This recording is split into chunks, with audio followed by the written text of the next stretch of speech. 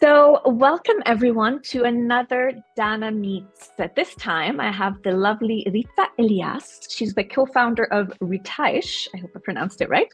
The pre-loved luxury fashion platform and boutique for those who know it in Rockland Center. So, welcome, Rita. I'm super excited that we finally made this happen and that I have you Thank you, on a Dana. Dana Meets. How are you today? Very good. How are you? I'm really good. It's a sunny day. We're always happy when it's sunny in Montreal. Absolutely. We need it. Excellent. Yeah, big time. So, before we get started, so we're going to dive into how you got started with Retyche. And before Retyche, you had Elama, right? Elama, did I pronounce that Yes, right? exactly. Yes. Perfect. So, before you launched your businesses and became officially a wonderful female entrepreneur, what were you doing? So I'm actually a CPA. It was CMA back then when I studied. So I did my CMA CPA and I was working for L'Oreal as a financial analyst in the luxury division. So I always, I was in the environment of luxury, very inspired by L'Oreal and, the marketing machine that it is. Yeah. But yes, I was, fully in finance and working with the marketing teams over there. So you were a regular corporate employee, your day-to-day job, 9 to 5, stability, security, that's what everyone looks for, in a corporate job. So what made you decide suddenly, you know what, I'm going to go for it and I'm going to open up my own business? It was a little bit random, to be honest with you. So my sister and I used to always redesign like our mom's old fur coats, and we would make like little vests and stuff. And back then we used to, we used to be young professionals. So we were always in a lot of young ambassadors for like the OSM, les Grands Palais Canadiens, like a few of these organizations that we were just young ambassadors for. And one day I was wearing a vest that we had made, and I was at a champagne tasting. Back then it was La Champagnerie, and we lived like in the old port right by it. I remember that place, La Champagnerie. Yeah. What a shame it closed down. I know, it's like our favorite. We were regulars there. So it was like it was a champagne meeting with a bunch of lawyers. And then I wore like my vest, and people were like, oh, where'd you get this from? Like, it's such a cool way to wear, a vest to like a corporate event, And I was like, oh, I don't know, we kind of made this, it was like my mom's old fur piece. And then I was like, oh, my dream is to launch like some like the design fur. We love that so much. Like it was fun for us because it was like a sustainable product, and it was making something new with something that existed already. As I was talking to my friend, I was telling her that, and she was like, the next day she calls me and she's like, oh, Rita, there's like a fur company for sale, And I'm like, what? Selena, I'm not going to buy a company. What are you talking about? She's like, just go see them. Like, t'as rien à perdre, So I literally made an appointment and we went to see this atelier that was in Chabanel. It was called Spécialité André Morin. It's like a leather and fur atelier that would make, like themselves. It's like a small mom and pop shop, and they don't have any second generation, didn't have kids, and it's an old kind of industry. So there was not a lot of young people in it. So we saw this and we saw an opportunity, my sister and I, and we're like, okay, listen, maybe we could build a company, like a little collection. If it works out, then we could be your next generation, without really thinking about it so much. And then my sister, who's very much like, she loves to look at the trends and everything. So she started we put a collection together of like pieces that we wanted to create. So we hired her from school. We built this collection. We only had 10 pieces of vests that we named after women that inspired us in our journey, in our life. And we launched it in an art gallery because we were living in the old port. And we wanted to kind of break the traditional fur that you think about, like old fur. So we said we have to break the traditional image of fur. So we were doing it. We launched it in an art gallery called Galerie 203. One of our friends, Corinne, owns it. You probably know it in the Old Port, and they have one on Green. And she had like a pop art exhibit of like stereo boxes art. So we said, you know what? This is such a cool way to break the traditional image of fur. So we launched our company at her art gallery in a New York style runway. And it's crazy because when I remind her of this, we laugh about it. It was in 2014, which was 10 years ago. 10 years ago. Wow. So yeah, we started this 10 years ago. We launched it in art gallery. We had an instant success where she messaged her clients, her friends. We messaged our clients, our friends, and it was And people such a nice started hit. contacting you to start purchasing some of your pieces from the event. Exactly. And then at the same time, there was also on the fifth floor of Holt and Ogilvy were separate. Yeah. And at Ogilvy, there was on the fifth floor an exhibit for like Canadian designers. So we went to show them our collection. They're like, okay, can you come in next week? And we're like, oh, it's because we only have these 10 pieces, but you know what? We'll get working.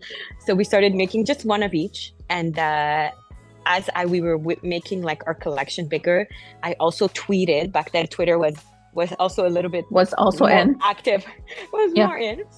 I tweeted like we had one men's coat. So I tweeted, wondering if PK Subban, back then he was with the Canadians, would wear our first men's jacket. And he texted, yup. And he was like our first ambassador from Twitter.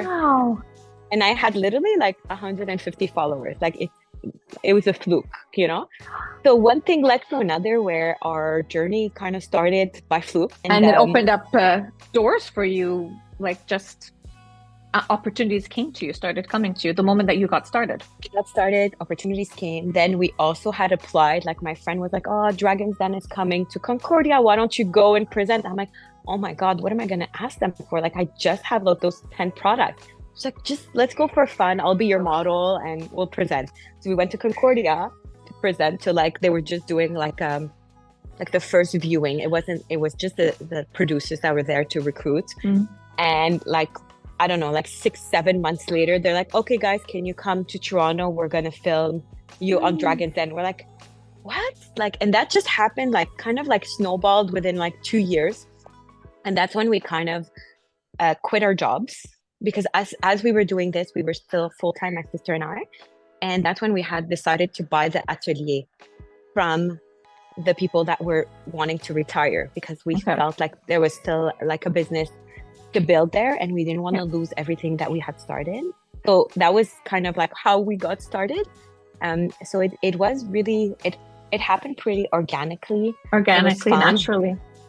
naturally, organically. It was fun. We created a really nice clientele, but it was a niche product.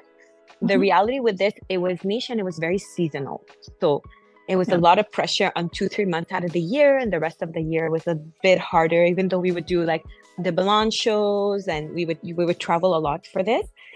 So we were always looking for something all year round. And we were asking one of our, like at some point we were doing, you know, some photo shoots and people were bringing bags on set, and we're like, oh, where'd you get these bags from? You know, like, oh, we just asked our clients. I'm like, okay, let me ask my clients if they have any bags to resell. And we started asking our Alama clients if they had any bags that they want to get rid of. And obviously, when you have a fur coat, you often have a lot of other luxuries. Designer bags, designer everything. So you were looking for something that was more like all season, something else that you could do that would fit within the sustainability piece. And that's when you decided to look at other luxury products, right? Exactly. And our clients are the first ones that fueled kind of like our business, because when we asked them, do you have any like, you know, older bags that you don't wear anymore? Like bags literally rained on us. Like our clients brought us, like they would bring with like luggages and stuff. And we're like, okay, wow, this is something.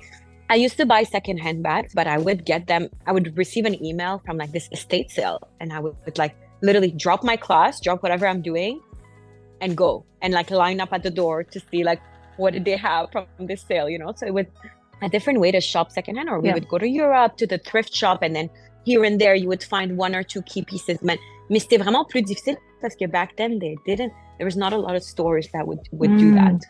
So when we introduced that to our own clients, it was really instantly ran out like success. Very cool. And you worked with a lot of influencers. So we kind of gave them access to luxury. We worked with influencers that, you know, would go on trips and would need to change their bags, and they didn't really have the money to buy them. So we said, okay, we can lend them to you in exchange for, you know, some content. So we did grow a lot with the influencers, and we had an office, a store in Toronto as well. Okay. Do you still have that in Toronto? No, we closed it due to COVID. It was very hard to even get to our office. So then we had to close Toronto, and we centralized everything to Montreal and mostly online. Okay. So now, for those who don't know, Retyche. Yeah. What is it all about? And where can they go to get your products or your services? Okay, so we are a luxury resale platform, so you could buy and sell through us. We have an online store. We have a whole team here where our head office right now is in the Rockland Mall inside our store. We have a nice team of buyers, social media, sales associate. We have, a lot of VIP kind of shoppers as well that will find you the pieces that you're looking for from our clients, our consigners. So this is kind of how we start. And yeah, we're here to make your designer bags dreams come true. Amazing. And we really, really believe this is the sustainable way to shop and help you create that really sustainable lifestyle. We do believe less is more. So it's good to change up your style.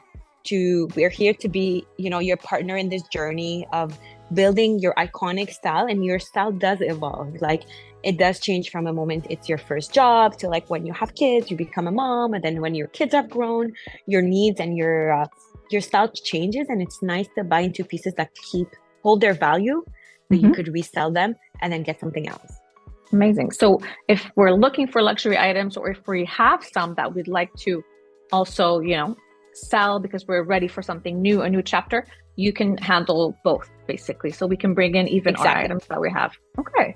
Absolutely. Amazing. And I can state to the fact that everyone is super nice. Your sales team is super nice. Your boutique is lovely. For anyone who hasn't visited it in Rockland Center, they have to. So if you live in Montreal, definitely go to the boutique in Rockland.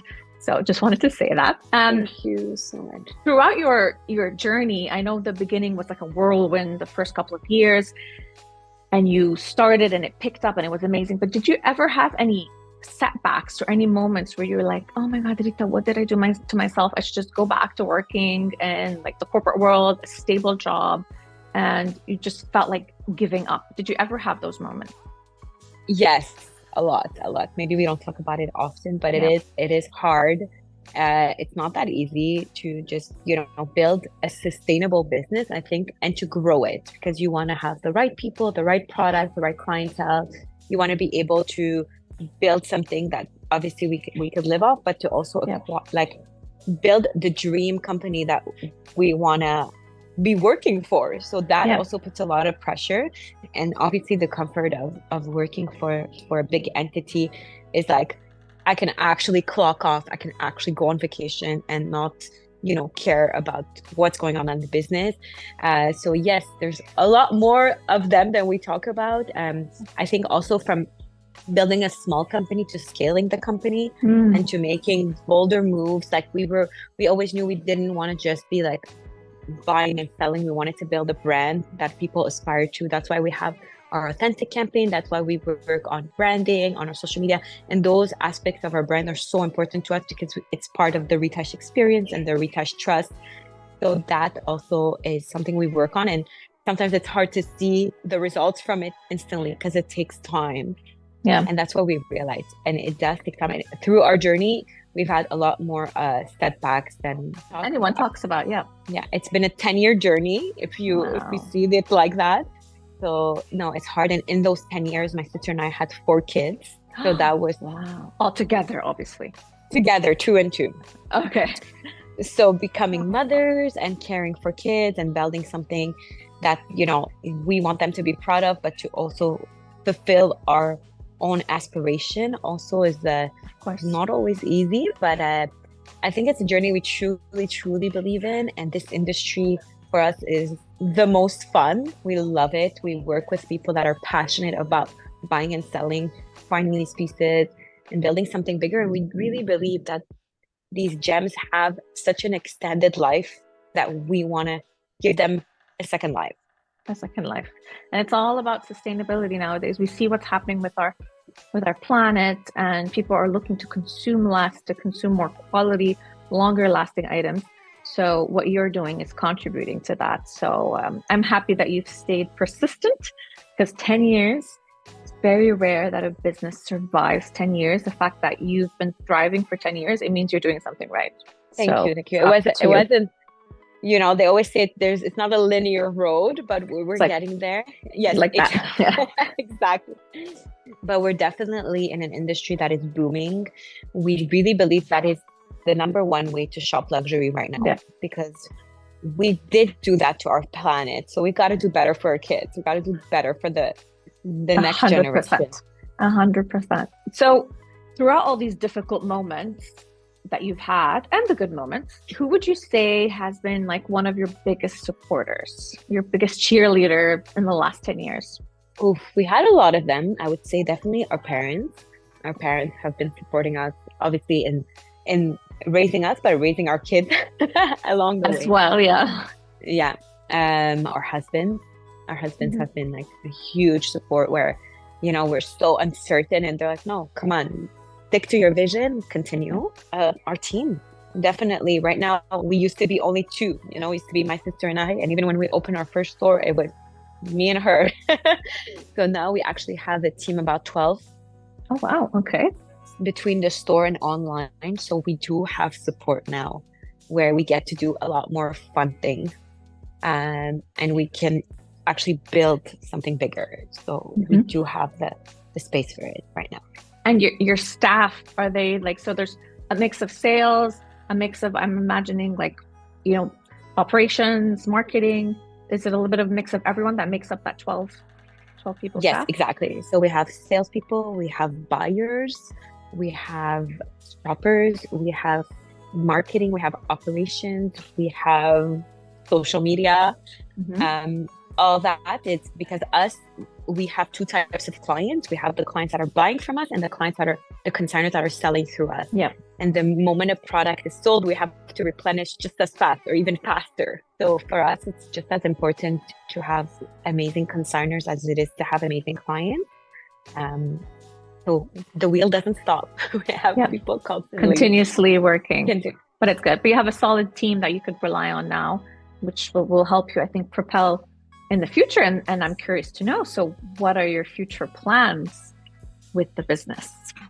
We are definitely investing more into technologies because we realize that the way for us to scale this business would be to invest into technology that help our business, our operations, our intake, even just our replenishment is going to be a way for us to get more products in, and we ship all over the world right now. Oh, you ship all over the world. Wow. Yeah. We've sold to Dubai. We've sold to Japan. We've sold to Singapore, and to the US and Canada, everywhere. So so we definitely want to work a bit more on the technology e-commerce aspect, but also in the operations of our business to be able to scale it. So that's one thing we want to work on. And obviously growing that retail aspect, because we do have a lot of opportunities that come to us to have more than one retail location, but it's not really, we don't want to have like 50 of them. We just want to have like a few key locations that are smaller, but more of like getting to know the brand, a good drop-off locations for if you have your bag. So we are looking into a little retail expansion, but not as like a main focus, as just like a kind of a support for what we're building. To have like an additional footprint outside of just Montreal. And are you focused more Canada or international? I think for now, Canada. Canada has a lot of room to grow in the secondhand business. I mean, we're already one of the leaders in terms of inventory of handbags in Canada, because there's not a lot of consignment stores that have this amount of handbags. We really focus on handbags and accessories versus clothes and shoes, as it's not like so much of our strength versus other consignment companies. And so definitely for now, Canada, but we do ship worldwide through our website, through our social media. People discover us from all over. We have a really cool opportunity to work also with a New York brand. So we are working on that as well, hopefully for the second half of the year. Can you tell us a little bit more about that, or is it still top secret? No, it's still top secret, but it's a very exciting new kind of extension to be able to shop secondhand while you're looking for new pieces, while you're looking, you're looking for a Saint Laurent bag, while other Saint Laurent options will pop up in your search that are more secondhand. So this is something that we're working on, the more technology side of it. Okay, But well, it is exciting. so you guys will know as soon as things are more concrete. All right, well, I'm excited personally to find out more. So, for anyone who wants to check out your products, where should they go? Your social media, your website. So it's at Retyche. Yes, re.tyche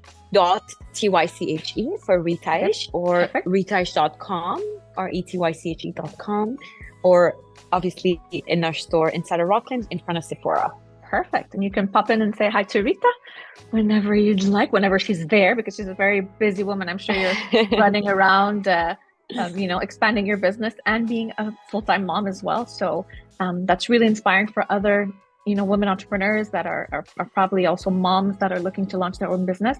So I personally find your story very inspiring. You just went for it and you persevered over the last 10 years and you've built a sustainable, long-lasting brand that a lot of people know in Montreal. So thank you so much, Rita, for being such an inspiration, Dana, and for sharing your story today. Thank you for thinking of me and for thinking of Retyche. Always. And I'll definitely pop over very soon in the next few weeks and say hi to you. Please do. In the boutique. Okay. Fantastic. Thank you, Rita. Thank you so much.